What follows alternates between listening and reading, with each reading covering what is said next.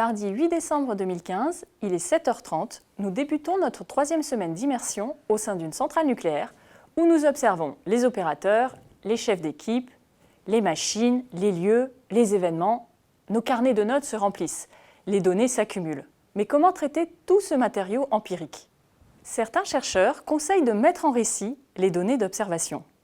Ce n'est pourtant pas si simple, d'autant plus que nos données n'ont a priori pas ou peu de sens pour nous comme pour les praticiens.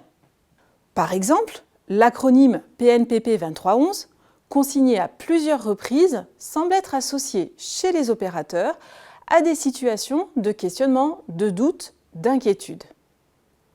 Après enquête sur le terrain, nous comprenons que cet acronyme est lié à de nouveaux travaux à réaliser pour prolonger la durée de vie de nos vieilles centrales. Au-delà de la définition stricte de l'acronyme, quels en sont les enjeux? Quel sens donner à la fois à cette situation et à nos données? Et comment?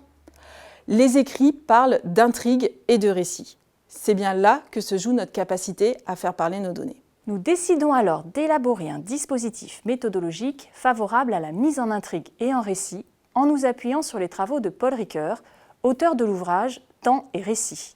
Les mimésis deviennent alors des instruments clés de ce dispositif.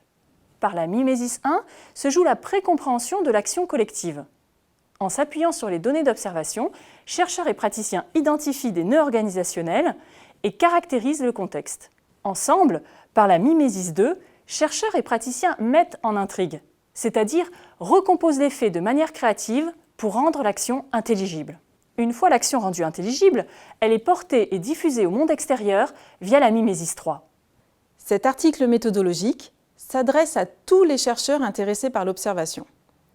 Il souligne l'importance de cette méthode en sciences de gestion et propose un outillage ricoeurien pour traiter les données avec rigueur et faciliter leur diffusion dans nos revues encore trop souvent réticentes à publier des données issues de l'observation. Pour plus de détails sur cette recherche, vous pouvez consulter l'article publié dans la revue Management au sein d'un numéro spécial consacré à l'observation. Bonne lecture!